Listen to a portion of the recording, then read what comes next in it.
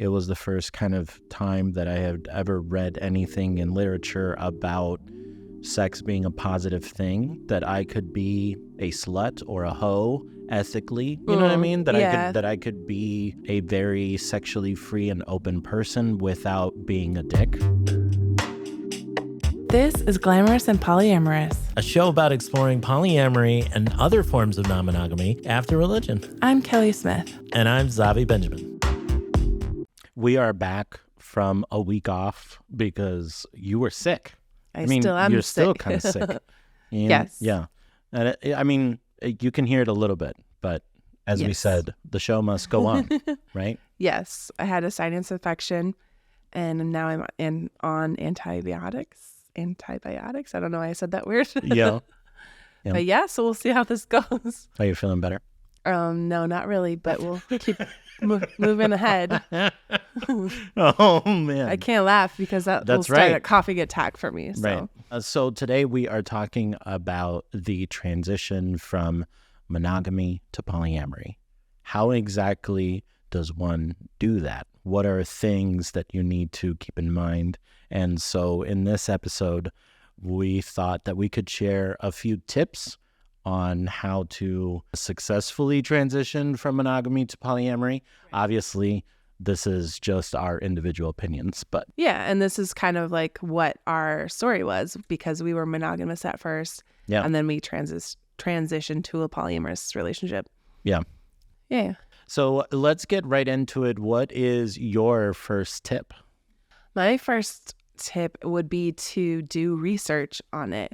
Yeah. Because if it's something that you're going to start out doing, it could be a whole new outlook on your relationship. So do the research for it. And I think the first thing, most people look to books if you like to read. I don't like to read.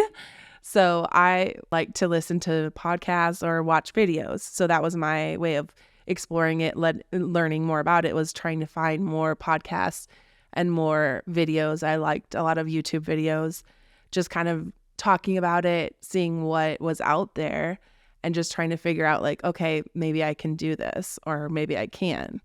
And so I feel like some books that I did read, The Ethical Slut, but I haven't gotten to the other books that were recommended to me because I don't like to read. I did like to listen to podcasts about it. So a podcast that you showed me was Multiamory. Yeah. And that was a really good podcast. And I still listen to that today.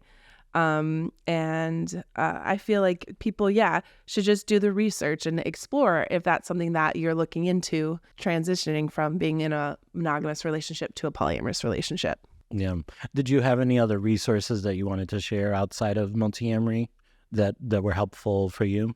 That were helpful for me? Yeah. I feel like those were like the main ones. So I don't know if you wanted to share which ones you liked. Yeah, I really enjoyed The Ethical Slut as well. I know that there are people that don't love that book for, I'm sure, problematic reasons or whatever, but I felt like The Ethical Slut really talked to my soul in a lot of ways. It was the first kind of time that I had ever read anything in literature about sex being a positive thing, that I could be a slut or a hoe ethically, you know what I mean? That I could be a very sexually free and open person without being a dick and without again, I grew up in a very religious context, and so everything I knew was that if you are having sex with multiple people, you're a bad person, especially if you're a man, you're a womanizer or whatever, Right. And so I really like The Ethical Slut. Another book that I really enjoyed was Polysecure. I both read that and also listened to it on Audible. So remember, if you don't like to read or if you can't read for other reasons, you can always listen to books. I also wanted to add Multiamory, as well as another podcast that I enjoyed was All My Relations. It is talking about relationships from a indigenous perspective. There's a particular episode about polyamory in that podcast that I really, really enjoyed. Oh, yeah. And there's also a lot of people on Instagram that I like just watching their stories and seeing like short little snippets of like how they transitioned from a monogamous relationship to a polyamorous relationship. Right. So what's your first tip? Tip number 2 is self-care. And I thought about this because I felt like when you started dating, we used to do everything together. We used to do a lot of things together. And I wasn't used to having a lot of time to myself when you would go on dates and do things on your own. And I think at first it was weird adjusting to that because I hadn't felt that. And so what I loved about that experience actually is realizing that I had disconnected a lot from things that I enjoyed doing. I love to play video games, and I love to do like cross stitching, and I love to do a lot of different things. Yeah. And I like to read comic books, and I've realized that that is time that I'm getting back that I should be happy about, you know? Yeah. Because again, I think the health of relationships is not only the time you spend together, but the time you spend apart. And so I felt like, using that time for self-care, using that time for learning about yourself and what it is that you enjoy outside of your relationships, I think is a really great thing to do. And it can be a vector for growth. Yeah. I really like that one too, because I think for me too, I lost, like when you go into a relationship, you start to do everything together.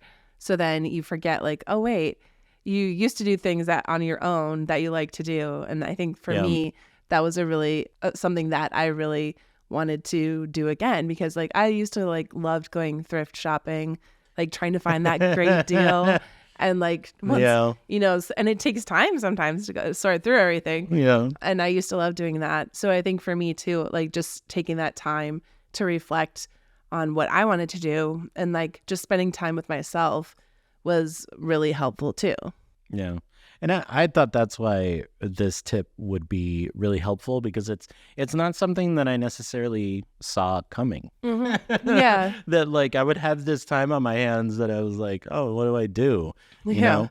And I've actually found ways to feel like that's a good thing for me again. And because it is. Yeah. It is. Yeah. Yeah. I think it's a good thing for everybody. Yeah. To spend some time with yourself. Yeah. And figure out things that you like to do. Yeah. Yeah. Okay. My next tip is to have open communication, because I think that's such a big, important part of going from monogamy to polyamory, because you're opening up your relationship basically. And I think if you're open about what your true feelings are, then that's going to help, you know, ease your partner's, like maybe if they have hesitations about opening up their relationship. It's important to be honest about how you feel.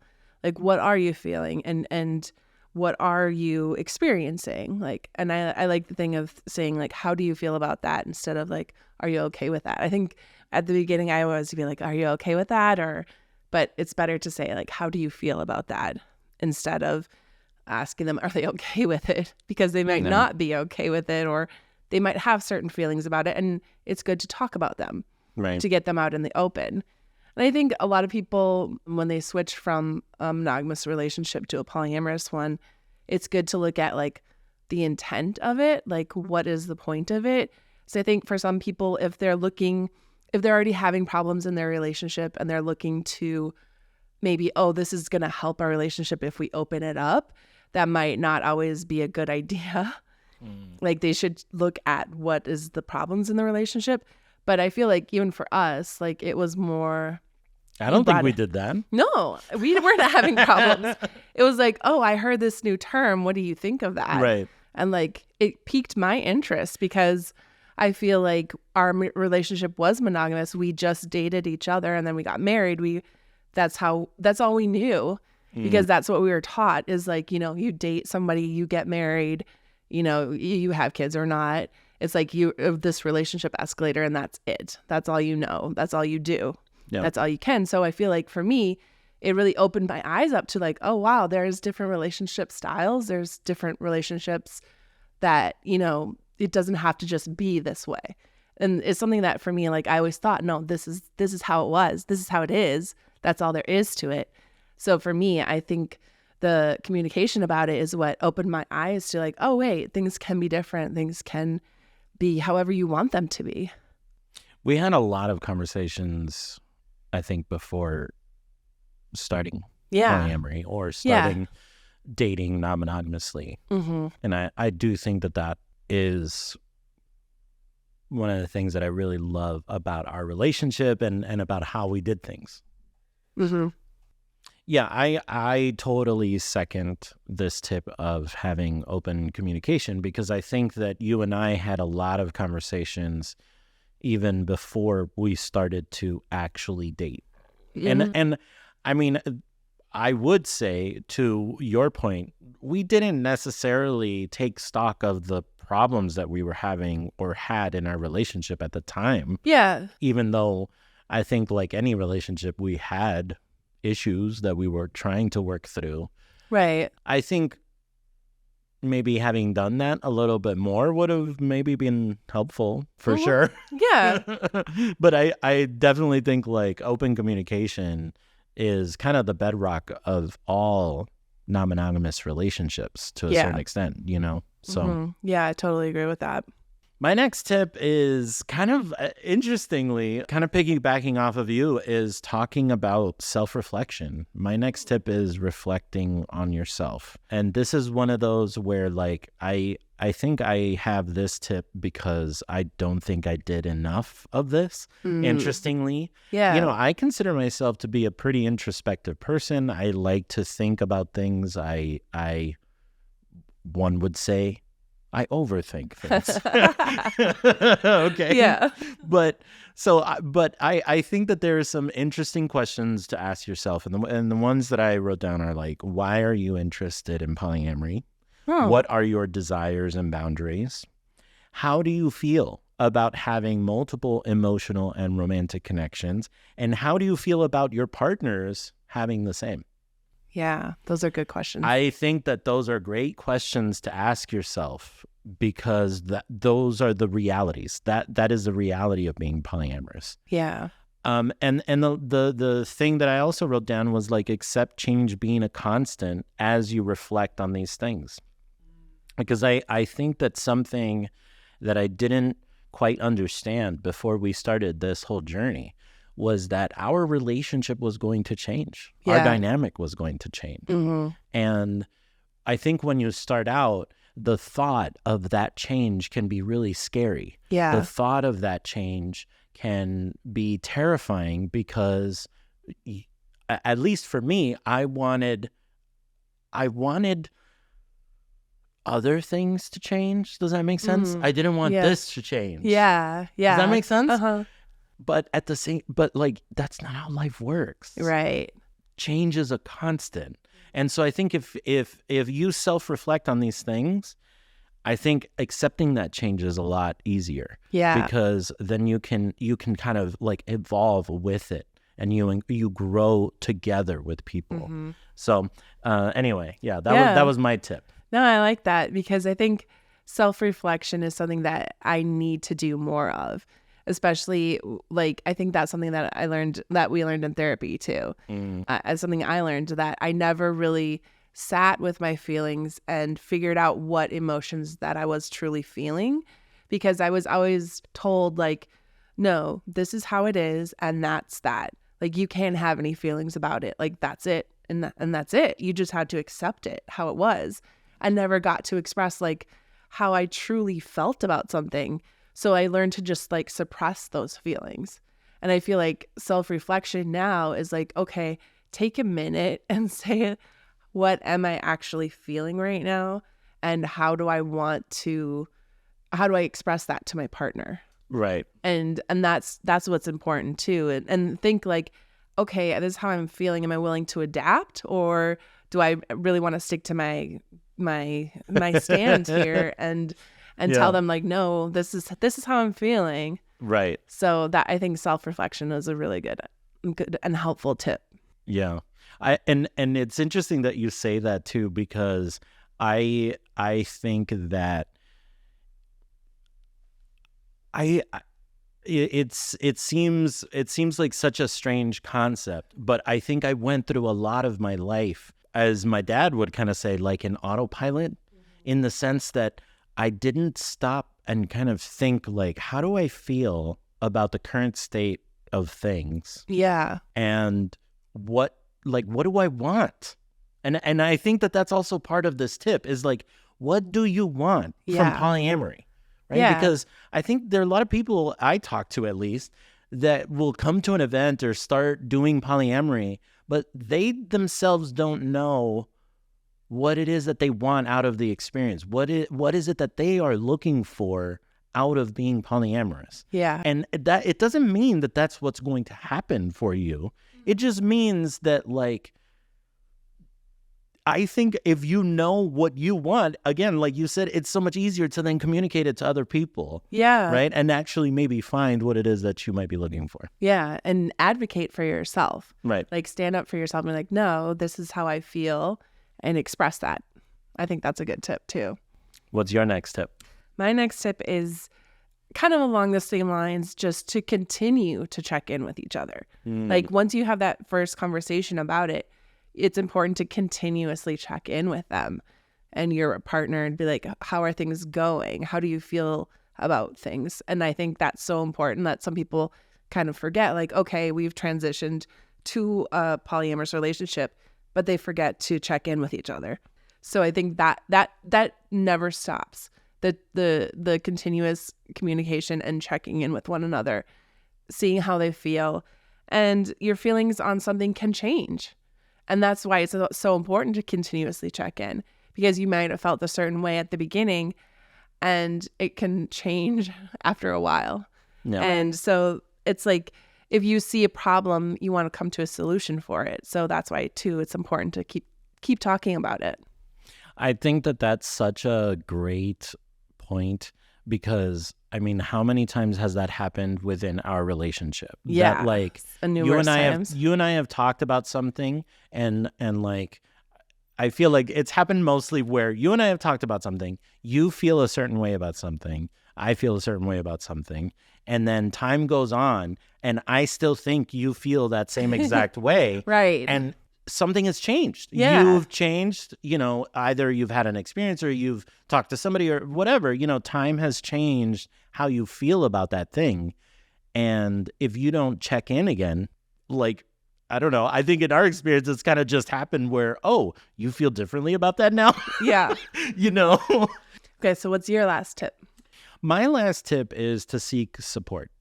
For me, finding a therapist, finding community was vital. And so that would be my biggest tip to people is you don't have to go on this journey by yourself at all. Yeah. You don't have to do it by yourself. You can find events that you like. There are apps for this. You can go on Bloom. You can go on Eventbrite. You can go on Meetup. You can go on FetLife. There are events out there for polyamorous people. There are also Facebook groups out there for polyamorous people. I organize one here in North County, but there are way more. I mean, and I've seen a lot of them. Like, there's ex-Mormon and polyamorous. There's ex-Jehovah's Witness and polyamorous. There's a whole bunch of groups out there of community of people who are polyamorous. Ask for therapist recommendations and interview them. Like, I have asked for therapist recommendations in Facebook groups as well. I've asked people when I go to events or things like that, hey, do you know of a therapist? There are some therapists even in our community here in San Diego. Yeah. So there are people that you can talk to as well as that.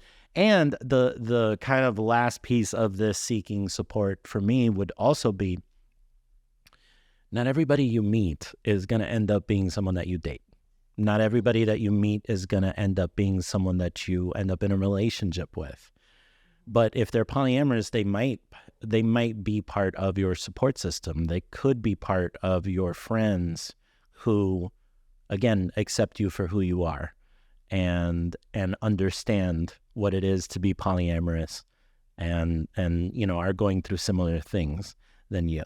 And so I think it's so important to not just see the community of polyamorous people as potential dates and partners all the time. Like, it's also important to see people as like vital community members that you can help and that can support you when you're going through different, challenges that only non-monogamous people understand. Right. Yeah. I think that's a really good advice, because I think that's something that really helped me too, is just talking to other people about it who are going through the similar situations and who are going through, who've dated people, maybe have dealt with family, like just asking other people's advice is so helpful. And it can be online or it can be in person. Like, there's so many people out there that are going through the same things as you. So it's so helpful to talk to them about it. Yeah, that's a great tip. All right. So what did we learn in this episode? First, do research. Yeah. If it's something that you are looking to do the research about it. Read. You can listen to podcasts, watch videos, and explore more about it. Yeah. The other tip, my tip, was self-care. Finding things that you enjoy doing outside of your relationship. Yep. Keep the communication open and continue to keep it open. Continuously talk about it. Yep. Number 4 was self-reflect. Ask yourself what you're looking for out of polyamory. Like, are you comfortable with the multiple emotional, romantic connections and the reality that your partners are also going to be engaging in that? Yep. Number 5, check in with each other. Continue to check in with each other. That's something that's always going to be important to do. Yeah. And number 6 was seek support either through therapy, community, events, Facebook, Discord, Reddit. Reddit. Those are all valid places. Yeah. So, hopefully that helps. Thank you so much for listening to this episode of Glamorous and Polyamorous. We'd love to hear from you. What tips, what things helped you transition from monogamy to polyamory? We'd love to hear that either in the comments or in an email, hello@glampolyam.com. Kel, where can the people find us on the internet? You can find us on Instagram, Facebook, TikTok, YouTube, and on Threads, all at Glam Polyam. Yep, exactly right.